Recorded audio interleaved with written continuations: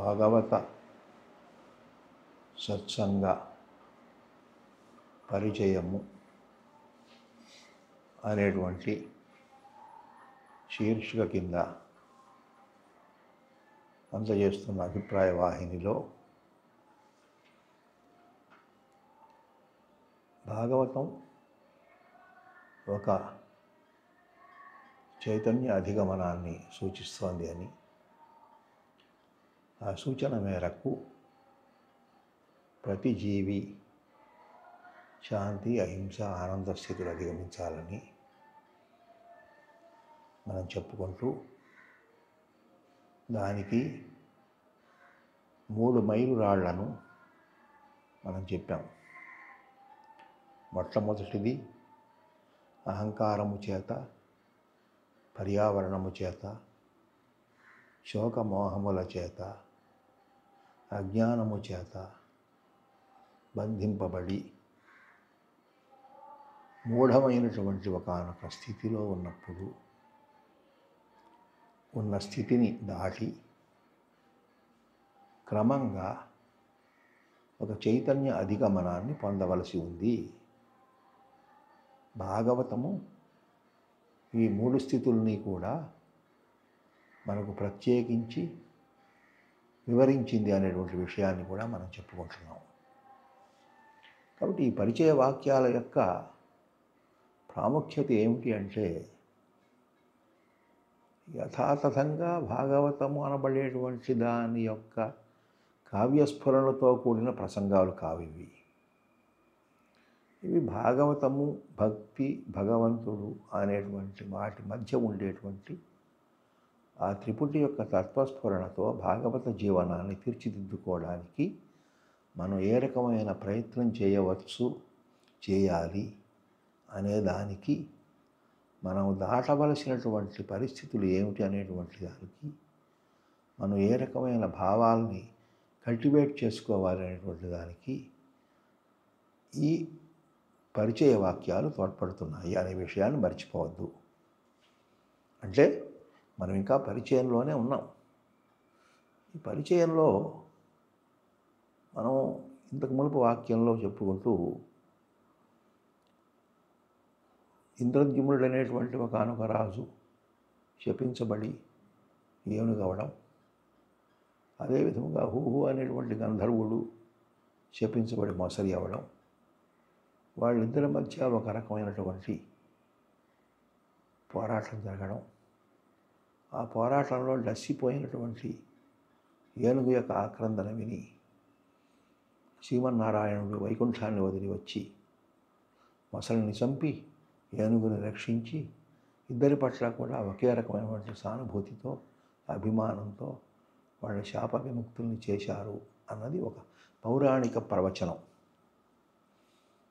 దీనిలో ఉండేటువంటి అంతరంగమే మనకి భాగవత జీవనంలో చైతన్య అధిగమనంలో మొట్టమొదటి దశను మనం గమనించాలి. ఇక్కడ భక్తి అనేటువంటి స్థాయి భావాన్ని నామస్మరణ అనేటువంటి దానితో మనం కలిపినప్పుడు మనకు కొంత నిరుద్ధ స్థితి ఏర్పడుతుంది. మూఢస్థితి, క్షిప్రస్థితి, నిరుద్ధ స్థితి, ఏకాగ్రస్థితి, సంయమ స్థితి అనేటువంటి యోగ సాంప్రదాయంలో చెప్పబడ్డ వేరువేరు స్థితులు. వీటిల్లో ఈ మూఢస్థితి నుంచి ఏకాగ్రస్థితి వైపు వెళ్ళనంత వరకు మనం ఎక్కడుండిపోతామంటే అజ్ఞానంలోనే ఉండిపోతాము సుమా అని చెప్పడానికి, ఆ మూఢలుబ్ధ కరీంద్రోత్తమ యోని బుట్టుమని శాపంబిచ్చే భూవల్లభ అని ఒక పౌరాణికుడు చెప్తున్నటువంటి వృత్తాంతంలో ఆ శాపం పొందినటువంటి ఇంద్రద్యుమ్నుడు ఏనుగయి జన్మించాడు. ఇక్కడ ఏనుగులకు ప్రభువతను. ఈ సందర్భంలో భగవద్గీతలో చెప్పినటువంటి ఒక అంశాన్ని మనం గుర్తు తెచ్చుకోవచ్చు. అర్జునుడు శ్రీకృష్ణుడు అడిగిన కొన్ని ప్రశ్నల్లో మొట్టమొదటి స్థితప్రజ్ఞుడంటే ఏమిటి అని అడుగుతాడు. అలాగే ఆ ప్రశ్నలు అడిగి యోగభ్రష్టుడంటే ఏమిటి అని కూడా అడుగుతాడు. యోగభ్రష్టుడంటే ఏమిటి అని చెప్పేసి అంటే యోగములో భ్రష్టమైన వాడే కానీ వాడు మళ్ళీ తిరిగి చాలా శ్రీమంతుడైనటువంటి గృహంలో పుట్టి ఉన్నతమైనటువంటి స్థితిని పొందడానికి అవకాశం ఉంది. అటువంటిది కూడా సులభ సాధ్యం కాదు అనేటువంటి విషయాన్ని శ్రీకృష్ణ భగవానుల వారు వివరించారు. యోగ భ్రష్టులు అవ్వడం కూడా సులభం కాదుట అని దాని అర్థం. అంటే యోగము ఆరూఢత్వం సంగతి ఎలా ఉన్నా యోగ భ్రష్టత్వం కూడా మనం పొందలేకపోతున్నాం అనేటువంటి విషయాన్ని ఇది చెప్తున్నారు. ఈ పరిస్థితిలో ఇంద్రద్యుమ్నుడు శాపవశాత్తు ఏనుగు జన్మ ఎత్తినప్పటికీ కూడా తనలో ఉండేటువంటి మద మాత్సర్య అహంకారాల్ని అణుచుకోలేకపోయినప్పటికీ కూడా పర్యావరణానికి తాను లొంగి మోహపాశబద్ధుడై ఉన్నప్పటికీ కూడా తాను సంసారంలోకి తరచు లాగబడుతున్నప్పటికీ కూడా ఆ భక్తి అనేటువంటి స్థాయి భావం నుంచి చెదరకుండా ఉండడం వల్ల ఆ సంకీర్తన అనబడినటువంటి దాన్ని నిరంతరం ఆంతరంగికంగా అది చేస్తుండడం వల్ల ఆ శ్రీమన్నారాయణమూర్తి ఏదో ఒక తరహాలో వచ్చి రక్షిస్తాడు. అందుకే కరళందురు దీనుల ఎడ, కరళందురు పరమయోగి గణముల పాలన, కరళందురు అన్ని దిశలను, కరడు కరండనడు వాడు కరడో లేడో అనే ప్రశ్న వేసినప్పుడు ఈ ప్రశ్న ద్వారా వచ్చినటువంటి సమాధానం ఏదంటే కాదయ్యా, కలడో లేడో ఏమిటి, కలడు ఉన్నాడు అనేటువంటి ఉద్దేశంతో అక్కడ చెప్పారు. కాబట్టి మానవుడు 3 దశల్లో, 1 ప్రశ్న, 2 దర్శనము, 3 అనుభవం అని చెప్పుకున్నాం. ఈ ప్రశ్న దర్శనము అనుభవం అనేటువంటి దాంట్లో ప్రశ్న అనబడేటువంటిది ప్రకృతి యొక్క స్థితిని అర్థం చేసుకోని స్థితిలో, ప్రకృతి యొక్క జ్ఞానాన్ని అర్థం చేసుకోలేని స్థితిలో, క్షేత్రజ్ఞ విభాగంలో ఉండే రహస్యాన్ని, గుణముల యొక్క ప్రయోజనాన్ని అర్థం చేసుకోలేని స్థితిలో, మూఢమైనటువంటి చిత్తముతో బుద్ధితో వ్యవహరిస్తున్నటువంటి స్థితిలో అక్కడ ఉన్నటువంటి దానిని అప్పుడు ప్రశ్న ఉదయిస్తుంది. కాబట్టి ఆ ప్రశ్నను అధిగమించినప్పుడు ఒక స్థాయి భావం, భక్తి అనేటువంటి ఒక స్థాయి భావం నుంచి ముక్తి అనే దాని వైపు కొన్ని అడుగులు వేయవలసి ఉంటుంది. ఇది మొట్టమొదటి దశగా మనం చెప్పుకున్నాం.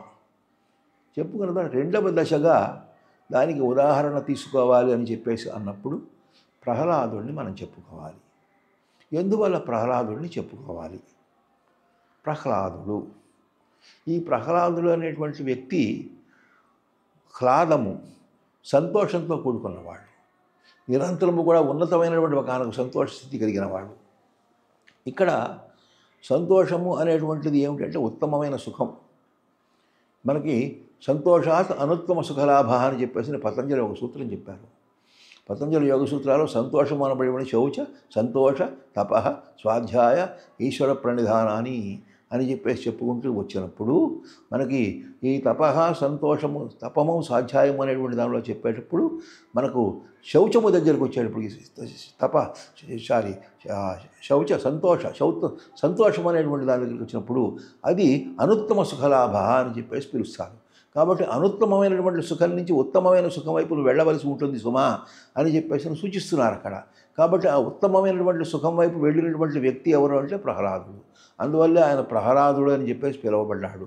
ఎవరైతే ఉత్తమమైన సుఖాన్ని పొందారో అసలు ప్రహ్లాదుడు. ఇక్కడ ప్రహ్లాదుడికి ఉన్నటువంటి ఒక చిన్న సమస్య ఏమిటంటే నేను వేరు దేవుడు వేరు అనే భావన ఇంకా ఉంది ఆయనలో.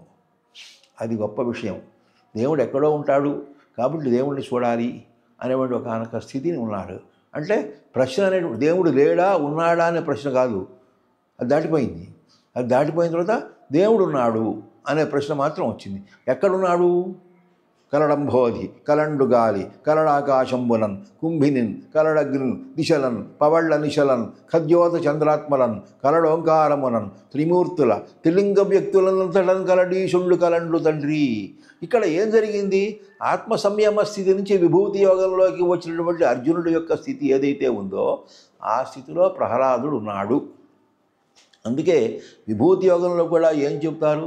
రాక్షసుల్లో నేను ప్రహ్లాదుడిని అని చెప్తాడు ఆయన భగవంతుడు. కాబట్టి ప్రహ్లాదుడు సాక్షాత్తు విష్ణువంశతో సంభవించినటువంటి వ్యక్తి. కాబట్టి అతడు ప్రహ్లాదుడు. ఇక్కడ ప్రహ్లాదుడికి ఎవరు గురువు? నారదుడు గురువు అయ్యాడు. ఇక్కడ రహస్యం ఉంటుంది. అంతకు మునుపు ఇంద్రద్యుమ్నుడు గురువు లేడు, లేదా హూహు అనబడేటువంటి ఒక గంధర్వుడు మసలి అవతారం ఎత్తినప్పుడు గురువు లేడు.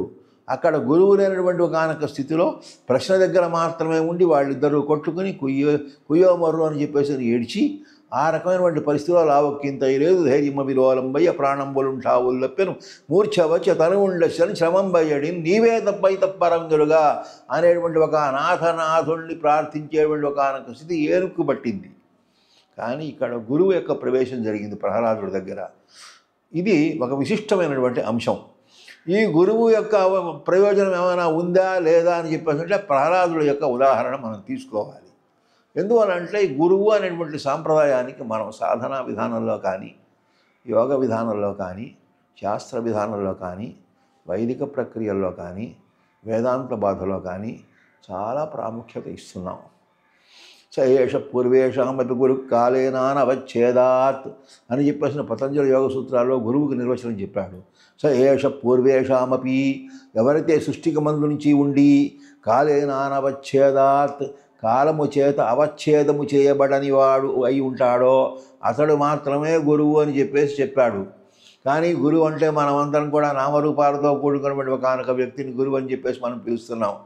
బాల్యము, వార్ధక్యం, యౌవనము, వార్ధక్యము, మరణము కలిగినటువంటి ఒక వ్యక్తిని గురువు అని పిలుస్తున్నాం. గురువు అనబడేటువంటిది సయేష పూర్వేషామపి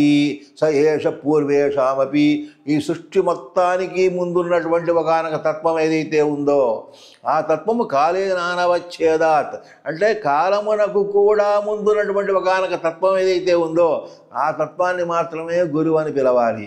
ఇక్కడ ప్రహ్లాదుడు యొక్క స్థితి ఏమిటి అని చెప్పేసి అంటే ఆ గురువుని పట్టుకోగలిగాడు.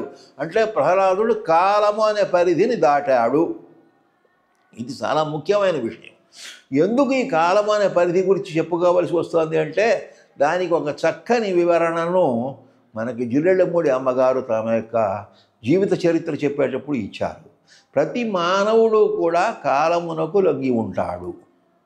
ఒక చెట్టు ఏ రకంగా అయితే కాలమును అనుసరించి చిగురించి పుష్పించి ఫలించి వేరువేరు రకాలైనటువంటి పరిస్థితుల్లో ఆకులు రాల్చడం అనేటువంటిది జరుగుతూ వస్తోందో, అది పెరుగుతూ మోడైపోతూ వస్తోందో, అదే రకంగా మానవుడు కూడా శైశవం నుంచి గర్భస్థ స్థితి నుంచి వేర్వేరు రకాల అనుభవాలను కాలము ద్వారా పొందుతున్నాడు.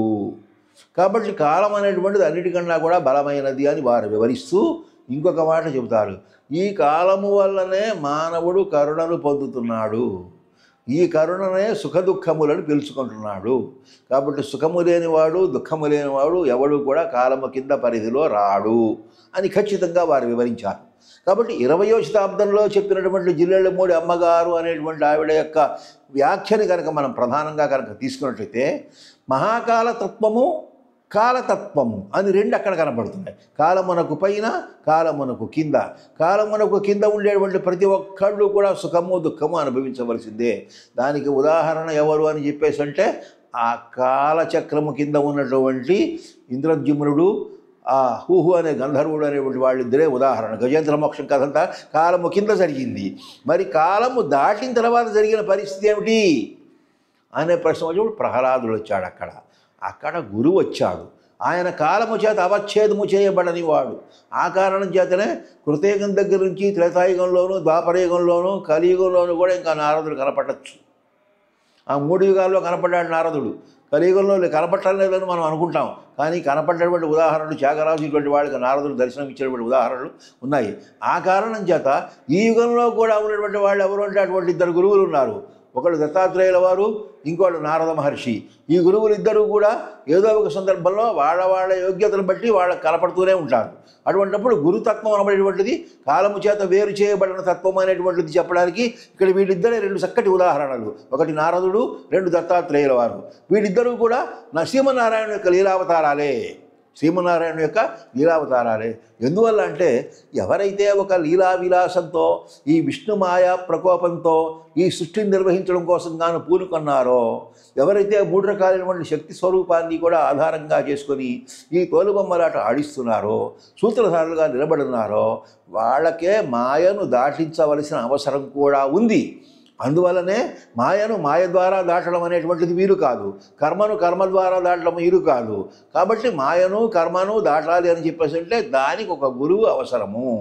కాబట్టి ఈ గురు పరంపర అనబడేటువంటి దాని యొక్క సాంప్రదాయాన్ని మనం మొట్టమొదటిసారిగా ఎక్కడ చూడవచ్చు అంటే ప్రహ్లాదుడి ఉదాహరణలో చూడవచ్చు. కానీ ప్రహ్లాదుల ఉదాహరణ దగ్గరికి వచ్చేసరికి గురువు అనేవాడు ఇంకా కొంచెం నలుగుతున్నాడు, అటో ఇటో అన్నట్టుగా ఉన్నాడు. కానీ మనకి రాముల వారి దగ్గర వచ్చేసరికి గురువు ఖచ్చితంగా ఏర్పడ్డాడు.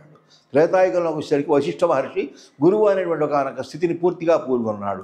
కాబట్టి మాయా ప్రపంచాన్ని దాటించాలి అని చెప్పేసి అంటే గురువు అవసరము. కాబట్టి ఈ గురువు మాయకు లోబడ్డ గురువా, మాయకు బయట ఉన్న గురువా అంటే వశిష్ఠుడు మాయకు లోబడ్డ గురువు, మరి నారదుడు మాయను దాటిన గురువు. ఇక్కడ తేడా కనపడుతోంది.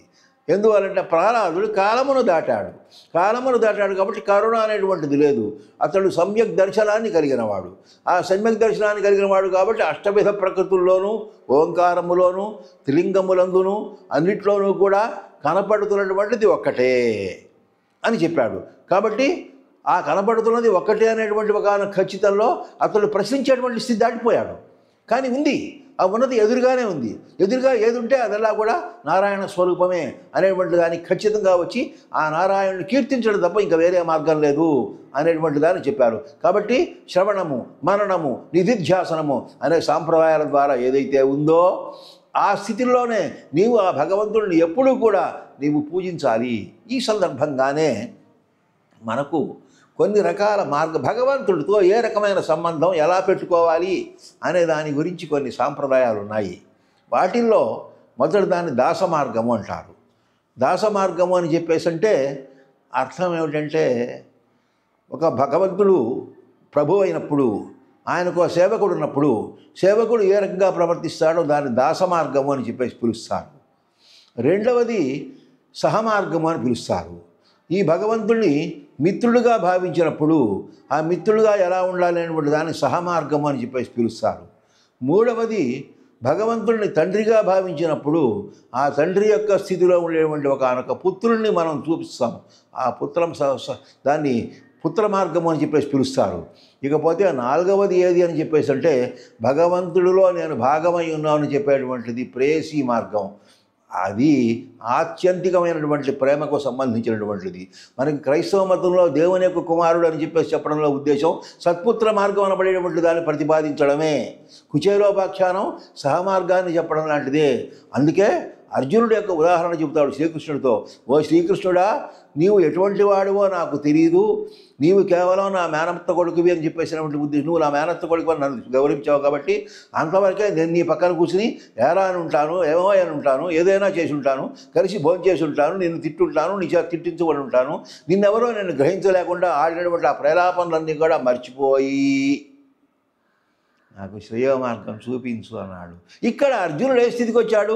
కాలము కింద స్థితి నుంచి కాలము దాటిన స్థితికి వచ్చినప్పుడు మాత్రమే ఆయన శ్రీకృష్ణ వారికి విశ్వరూప దర్శనం చేసి విభూతి యోగాన్ని నేర్పి విశ్వరూప దర్శనం చేసి అప్పుడు భక్తి వైపు మరలించారు. ఇక్కడే ఒక ఉదాహరణ మనకు కనపడుతుంది భగవద్గీతలో. ఇది అందరికీ తెలిసిన ఉదాహరణే. మరి ఇక్కడ భాగవతం పరంగా ఎందుకు చెప్పుకోవాలి? అక్కడ ఉన్నది కృష్ణుడే, ఇక్కడ ఉన్నది కృష్ణుడే. ఆ కృష్ణుల వారే ఇక్కడ నారాయణమూర్తి, నారాయణ యొక్క అవతారంగా ఉన్నప్పుడు ప్రహ్లాదుడు ఏం జరిగింది? ప్రహ్లాదుడు హిరణ్యకశిపుడు యొక్క కుమారుడు. హిరణ్యకశిపుడు ఎవరు? జై విజయుల్లో ఒకరు. కాబట్టి జై విజయుల్లో ఒకరైనటువంటి విష్ణు యొక్క పార్షదుడైనటువంటి అతను శాపవశాత్తు జన్మించినప్పుడు అతనికి జన్మించిన విష్ణు భక్తుడు ఎవరయ్యాడు? ప్రహ్లాదుడయ్యాడు. ఇంతకు మునుపు చెప్పినటువంటి ఇంద్రద్యుమ్నుడి కథలో కానీ లేదా హూహు అనే గంధర్వుడి యొక్క కథలో కానీ ఉన్నటువంటి స్థితికి ప్రహ్లాదుడి యొక్క జన్మించిన స్థితికి డిఎన్ఏలోనే చాలా తేడా ఉంది. ఎందుకు అని చెప్పేసి అంటే ప్రహ్లాదుడి తండ్రి స్వయంగా విష్ణు భక్తుడు. అది వైరభక్తి అయి ఉండొచ్చుగాక. విష్ణువు లేడు, విష్ణువు ఎవడరా, విష్ణువుతో పోటీ పడతాను, విష్ణువుని చంపుతాను అంట్లోనే విష్ణువుని అంగీకరిస్తున్నాడు. కాబట్టి కళలో కానీ మనసులో కానీ వాక్కులో కానీ అన్నిట్లో కూడా విష్ణువుని అంగీకరిస్తూ విష్ణువు లేడు అని చెప్పేసి అంటున్నాడు. ఎవరు? హిరణ్యకశిపుడు. ఆ విష్ణువు ఉన్నాడు అంటున్నాడు ఎవరు? ప్రహ్లాదుడు. కాబట్టి తండ్రికి కొడుక్కి కామన్ పాయింట్ ఎవరయ్యారు? విష్ణువే అయ్యాడు. పిల్లి ఉంది అని చెప్పడానికి పిల్లే కావాలి, పిల్లి లేదు అని చెప్పడానికి పిల్లే కావాలి. అదేవిధంగా పిల్లి ఉంది అన్నవాడు ఎవరయ్యాడు? ప్రహ్లాదుడు అయ్యాడు. పిల్లి లేదు అన్నవాడు హిరణ్యకశిపుడు అయ్యాడు. ఇద్దరికీ పిల్లి ఆధారమైంది. ఆ కారణం చేత ఆ శ్రీకృష్ణ భగవానుడు ఏ రకంగా అయితే అర్జునుడికి శ్రేయోమార్గం చూపించాడో ఇక్కడ నారదుడు అనేటువంటి ఒక వ్యక్తి వచ్చి ఈయనకు హరినామస్మరణ నేర్పాడట. అందులో ఉండే పౌరాణిక విషయాలు మనం పక్కన పెడదాం. పౌరాణిక విషయాలు ఒక కథాకథనం అదంతా పక్కన పెడదాం, లేదా దానికి సంబంధించిన సాహిత్యపరమైన విషయాలను పక్కన పెడదాం. ఇక్కడ మనం తీసుకోవాల్సింది ఏమిటి? చైతన్య అధిగమన స్థితిలో ప్రశ్న స్థితి దాటిపోయాడు. దేవుడు ఉన్నాడా లేడా అనే ప్రశ్న ఇంక పోయింది. పోయిన తర్వాత దేవుడు ఉన్నాడు. ఎక్కడున్నాడు? ఎదురుగా ఉన్నాడు, అన్నింటా ఉన్నాడు, ప్రతిదీ అయి ఉన్నాడు. నువ్వు చూడగలిగితే చూడు, లేకపోతే లేదు. భగవద్గీతలో చెప్తాడు, ఏకం సాంఖ్యంచ యోగంచ యః పశ్యతి సపశ్యతి. సాంఖ్యము యోగము ఒకటే, చూడగలిగిన వాడు చూస్తాడు అని చెప్పేసి జిల్లెళ్ళమూడి అమ్మగారు అంటారు. కనపడితే నువ్వు కనిపెడతావు కానీ నీ అంతటి నువ్వు కనిపెట్టలేవురా అంటాడు. అదేవిధంగా ఆ కనపడే దేవుడు ఎక్కడున్నాడు అంటే మొత్తం ఈ విశ్వం అంతా ఆయనే ఉన్నాడు. సర్వవ్యాపకమైనటువంటి ఆ విష్ణుతత్వమే ఉన్నాడు. నువ్వు చూడగలిగే కళ్ళుంటే నీకు కనపడతాయి, లేకపోతే అది రాయిగానే కనపడుతుంది. రాముడు ఆ అహల్యాదేవిని చూశాడు కాబట్టే రాయి కనపడకుండా అహల్యాదేవి కనపడింది. రాయి కనపడకుండా అహల్యాదేవి కనపడింది. సీతాదేవి ఆ రాముడిగా చూడకపోవడం వల్లనే రాముడిలో తన ప్రియుడిని చూడగలిగింది, ఆవిడ్ని వరించింది. సో కాబట్టి ఈ రకమైనటువంటి పరిస్థితుల్లోనే మనం అక్కడ ఉన్నదేది ఒక స్థూలమైనటువంటి స్థితి. స్థూలమైన స్థితి నుంచి సూక్ష్మమైన స్థితిలోకి వెళ్ళాలి. సూక్ష్మమైన స్థితి వచ్చినప్పుడు ఈ చర్మము, అస్థి, మాంసము వీటితో కూడుకున్నటువంటి శరీరం వెళ్ళిపోతుంది. రూపనామ గుణాలతో కూడుకున్నటువంటి స్థితి వెళ్ళిపోతుంది. కానీ ఇంకా కాలం యొక్క ఛాయ కొంచెం అటు ఇటు కనపడుతుంటుంది. ఈ పరిస్థితుల్లో సద్గురువు యొక్క ఆదేశాన్ని కనుక ఆధారంగా తీసుకున్నట్లయితే దర్శనం అనేటువంటిది సక్రమంగా జరుగుతుంది. కాబట్టి దర్శనం అనేటువంటి దాని యొక్క రెండవ స్థితికి మనం ఎదగాలి. అంటే నిరుద్ధ స్థితి నుంచి ఏకాగ్ర స్థితికి వెళ్ళినప్పుడు నువ్వు దర్శనాన్ని పొందుతావు. దాన్నే పతంజలి యోగ సూత్రాల్లో అధ్యాత్మ ప్రసాదనము అనే ఒక మాట చెప్పారు. చిత్త ప్రసాదనము, అధ్యాత్మ ప్రసాదం అని 2 పదాలు ఉంటాయి. వీటిలో అధ్యాత్మ ప్రసాదనం అని పిలుస్తారు. ఆ అధ్యాత్మ ప్రసాదం అనేటువంటి స్థితి నువ్వు పొందాలి అని చెప్పేసి అంటే భాగవతంలో ప్రమాణం ప్రకారం తీసుకుంటే నీవు ప్రహ్లాదుల యొక్క స్థితికి వెళ్ళాలి. నిరంతరము కళ్ళు తెరిచి కళ్ళు మూసి మెలకువలో ఉండి నిద్రలో ఉండి ఒక్కడుగా ఉండి అందరితో ఉండి జంతువులలో ఉండి వృక్షములలో ఉండి ఆకాశం కింద ఉండి భూమి పైన ఉండి నీళ్లలో ఉండి నీళ్ల చుట్టూ ఉండి ఏదైనప్పటికీ కూడా ఉన్నదంతా ఈశ్వరుడే, ఉన్నదంతా విష్ణువే అనేటువంటి భావనని కనుక నువ్వు సదా ఆయత్త చిత్తులవై కనుక ఉన్నట్లయితే అక్కడ నీకు విష్ణువు యొక్క దర్శనం అవుతుంది. కాబట్టి ఆ విష్ణువు ఏ రూపంలో అయినా దర్శనం ఇస్తాడు. ఆ కారణం చేతనే నరసింహమూర్తి రూపంలో మేడి చెట్టు స్తంభంలోంచి బయటకు వచ్చాడు. అక్కడ ఉన్నది ఒక చెట్టు స్తంభం, పైభాగం అంతా కూడా సింహం, కింద భాగం అంతా కూడా మానవుడు. కాబట్టి 3 యొక్క స్వరూపం ఏమిటి అని చెప్పేసి అంటే చెట్లలోనూ జంతువులలోనూ మానవులలోనూ ఉండే చైతన్యం అంతా నేనే అయి ఉన్నాను. అదే విష్ణుతత్వము, అదే విష్ణు వ్యాపక తత్వము, అదే సర్వవ్యాపక తత్వము. దాన్ని అర్థం చేసుకోవడమే సమ్యక్ దర్శనము అనేటువంటి దానికి ప్రహ్లాదుల ఉదాహరణ. ఇది 2వ స్టెప్పు. కాబట్టి ఈ 2వ స్టెప్లో ఏం జరిగింది? ఏనుగు స్థితి నుంచి భక్తుడు స్థితికి వెళ్ళాడు. భగవంతుడు ఉన్నాడా లేడా, కలడు కలండని వాడు కలడో లేడు అనేటువంటి స్థితి గురించి ఉన్నాడు ఉన్నాడు ఉన్నాడు అని చెప్పాడు. ఎక్కడున్నాడు అంటే అంతా ఉన్నాడు అన్నాడు. కాబట్టి అంతా ఉన్నప్పుడు ఎక్కడైనా ఉండొచ్చు. చెట్లలో ఉండొచ్చు, జంతువులో ఉండొచ్చు, రాళ్లలో ఉండొచ్చు, రప్పలో ఉండొచ్చు, నీళ్లలో ఉండొచ్చు, అన్నిట్లో ఉండొచ్చు. కాబట్టి అంతా ఉన్నటువంటి ఒకనొక స్థితి ఆహ్లాదాన్ని కలిగిస్తున్నప్పుడు ప్రహ్లాదుడు కాలము యొక్క పరిధిని దాటి, కరుణ యొక్క పరిధిని దాటి చైతన్యము యొక్క అసలు శక్తిమత్వాన్ని ఆనందించేటువంటి స్థితిలోకి వచ్చాడు. కానీ ఇంకా శివస్థితి చేరలేదు. అక్కడ ప్రహ్లాదుడు 2వ స్టెప్ మాత్రమే అయి ఉన్నాడు. కాబట్టి 2వ స్టెప్ అయినటువంటి ప్రహ్లాదుడిని మనం అర్థం చేసుకోవాలి అని చెప్పేసి అంటే మొదటి స్టెప్ అంతా కూడా ఖాళీ చేసుకుని ప్రశ్నోత్తరాలకి సమాధానానికి అవకాశం ఇవ్వకుండా మూఢత్వం నుంచి నిరుద్ధ స్థితి నుంచి ఏకాగ్ర స్థితి చేరి సంయమము ద్వారా అధ్యాత్మ ప్రసాదనము పొందినప్పుడు నీవు ప్రహ్లాద స్థితికి వస్తావు. అలాగ ప్రహ్లాద స్థితి పొందిన వాడు ఇంకా మిగతా కొంతమంది ఎవరైనా ఉన్నారంటే భీష్ముడు అదే స్థితి పొందినవాడు, శుక మహర్షి అదే స్థితి పొందినవాడు. సో వీళ్ళందరూ కూడా ఎవరి అని చెప్పేసి అంటే ఆ రకమైనటువంటి నారాయణుని యొక్క తత్వాన్ని అవగాహన చేసుకొని ఆ స్థితిని పొందినటువంటి వ్యక్తులు. కాబట్టి ప్రహ్లాదుడు అనేటువంటిది ఒక వ్యక్తి కాదు, అదొక స్థితి. ఏమిటి ఆ స్థితి అని చెప్పేసి అంటే కాలము దాటిన తర్వాత సుఖ దుఃఖములలో సమానత్వమును అర్థం చేసుకున్న తర్వాత సుఖము దుఃఖము లేవు అని అర్థమైన తర్వాత సర్వవ్యాపకమైనటువంటి ఆ శక్తి తత్వము యొక్క స్వరూపాన్ని అర్థం చేసుకున్నవాడు ప్రహ్లాదుడు. కాబట్టి ఆ స్థితి 2వది దర్శనము అనేటువంటి స్థితికి వస్తుంది. కాబట్టి ప్రశ్న నుంచి దర్శనానికి అది 2వ మెట్టు. ఇకపోతే 3వ మెట్టులోకి ఎడదాం. ఆ 3వ మెట్లు ఏది అని చెప్పేసి అంటే ఇందాక చెప్పాను, ప్రేయసీ మార్గం ఒకటి ఉందని చెప్పాను. పుత్ర మార్గం అయిపోయింది. అదేవిధంగా ఆ తర్వాత అంతకు మునుపు ప్రేయసి దేవుడు నాలో సగభాగం అనేవాడు ఒక స్థితికి ఎదగాలి. దీన్నే ఆత్యంతిక సాంప్రదాయము అంటారు. అది ఒక లోపల ఉండేటువంటి ఒక స్పృహ. ఆ స్పృహ ఎటువంటిది అని చెప్పేసి అంటే దానికి గొప్ప ఉదాహరణ ఎవరంటే గోపికలు మాత్రమే. కాబట్టి గోపికలు ఉన్నటువంటి ఆ స్థితిని అనుభవించడం అనేటువంటిది మూడవ స్థితి. అక్కడ కేవలము కూడా శాస్త్రము కానీ, తర్కము కానీ, ప్రజ్ఞ కానీ, ప్రమాణము కానీ ఏమీ పనిచేయవు. అక్కడ ఉండేటువంటిది కేవలము కూడా అనంతమైన, అఖండమైన, నిర్మలమైన ఆనంద గంగా ప్రవాహము మాత్రమే. 16 కళల పూర్ణచంద్రుడు అక్కడ ఎప్పుడూ ప్రకాశిస్తూనే ఉంటాడు. ఈ ఇంద్రియములన్నీ కూడా సదా ఆ కృష్ణుని యొక్క సంస్పర్శతో, భావనతో, సౌందర్యంతో ఎంతో రకంగా వాలలాడుతూ ఉంటాయి. అదొక అద్భుతమైన శృంగార లహరి, అదొక అద్భుతమైన సౌందర్య లహరి, అదొక అద్భుతమైనటువంటి గీత గోవిందం, అదొక రమణీయమైన రామాయణం, అదొక సుందరమైన భాగవతం. ఈ స్థితిని అర్థం చేసుకోవడం అనబడేటువంటిది ఇది మూడవ స్థితి. ఈ మూడవ స్థితిలో వ్యక్తితో ప్రమాణం లేదు, భగవంతుడితో ప్రమాణం లేదు, అనుభవము మాత్రమే ప్రమాణము, అనుభవం మాత్రమే ప్రమాణము. ఈ గోపికల భక్తి ఎటువంటిది అనేటువంటి దాని గురించి జిల్లెడమూడి అమ్మగారు ఇచ్చిన వివరణ ఈ సందర్భంలో చెప్పుకోవలసింది. గోపికలు శ్రీకృష్ణుని పూజించారట. ఎటువంటి పూజ? కొంతమంది కళ్ళని పూజించారు, కొంతమంది ముక్కుని పూజించారు, కొంతమంది చెవులను పూజించారు, కొంతమంది నుదుటిని పూజించారు, కొంతమంది తిలకాన్ని పూజించారు, కొంతమంది శరీరాన్ని మొత్తాన్ని పూజించారు. అంత అంటే ఏమిటి? వ్యష్టి కానీ సమిష్టి కానీ మొత్తం అంతా కూడా ఒకడే అయి ఉన్నాడనేటువంటి భావనతో వ్యష్టి సమిష్టి భేదం లేకుండా, నామరూపాల భేదం లేకుండా, గుణవాసనల యొక్క భేదం లేకుండా, కర్మక్రియల యొక్క సంబంధం లేకుండా, భక్తి జ్ఞానం అనేటువంటి ఒక విచక్షణ లేకుండా పూజించడం అనేటువంటిదే గోపికల యొక్క స్వరూపము. ఆ రకమైనటువంటి స్వరూపంలో ఉన్నటువంటి స్థితిలో ఆయన ఎప్పుడూ ధరించిన ఆవిడ రాధాదేవి అని జిల్లెళ్ళమూడి అమ్మగారు చెబుతారు. కాబట్టి ఆ రకమైనటువంటి రాధాదేవిని తాను వదలలేడు. అందరూ కూడా అందుకే శ్రీకృష్ణుడి గురించి రామకృష్ణ పరమహంస వ్యాఖ్యానం చేస్తూ వస్తారు.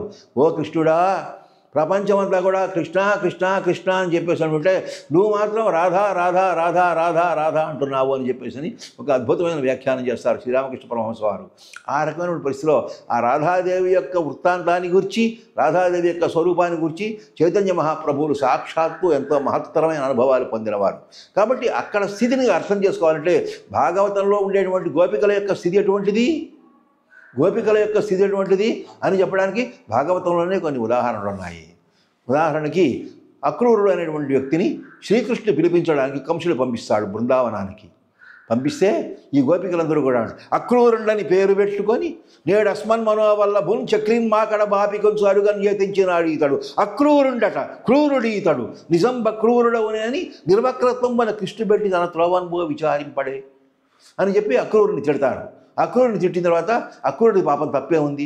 ఆ రాజుగారు పంపించాడు. రాజుగారి దగ్గర పనిచేసేవాడు వచ్చాడు. పుల్ల సరోజ లోచనలు పూర్ణ సుధాంశ ముఖల్ పురాంగనల్ మెల్లన ఎల్లి పట్టణపు మేడల నుండి సువర్ణరాజములు సల్లగా వారి చూచి హరి సంగతి చేయదలంచుగాదే రేపల్లె వసించు ముద్దియాలపై మనసేల పడంబునక్కట.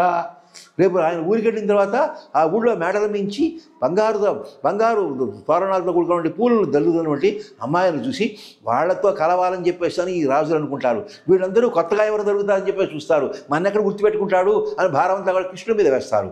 వేసిన తర్వాత ఆ కృష్ణుడు రథం ఎక్కించుకుంటాడు. పోతుంటే అది సనుసున్నవాడు హరి అలద తేరు అది వైజయంతి అల్లది రథఘోటకాంధ్రచము ఆ దశ మార్గము చూడులంచు లోనలవడి మక్కువన్ హరి రథోన్ముఖలై గమలై వ్రజాంగనాలు కలరక నిలిచి సూచరి అటు కన్నుల గబ్బిన దూరం. అది గోపికల భక్తి యొక్క పరాకాష్ట.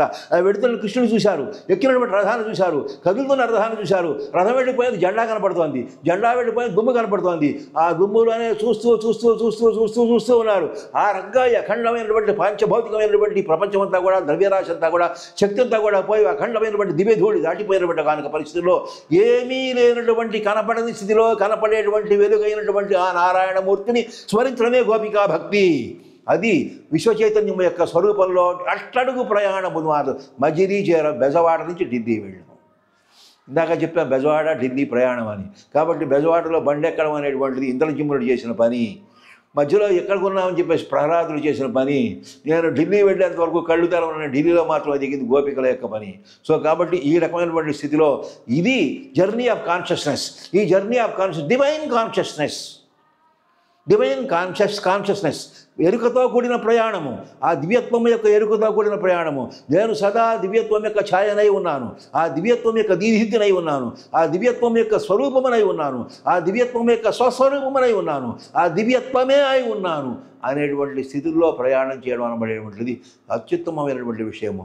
కాబట్టి లలిత స్కందము కృష్ణమూలము శుకాలాపాభిరామంబో మంజులతా శోభితమున్ సువర్ణ సుమనస్సు జ్ఞేయమున్ సుందరోజ్వల వృత్తంబు మహాఫలంబు విమల వ్యాసాలవాలంబు నైపరగున్ భాగవతాఖ్య కల్పతరుర్విన్ సద్విజ శ్రేయమయి అని పోతనామాచ్యులు గోచరించినట్లుగా అక్కడ వారు వౌచ్చేశారు భాగవతం యొక్క గొప్పతనాన్ని. ఆ కల్పతరువుని ఆశ్రయించండి, ఏనుగు స్థితి నుంచి ప్రహ్లాదుల స్థితికి ఎదగండి, ప్రహ్లాదుల స్థితి నుంచి గోపికల స్థితికి ఎదగండి, విశ్వమంతా కూడా ఉన్నటువంటి దాని అనుభవంలోకి తెచ్చుకోండి.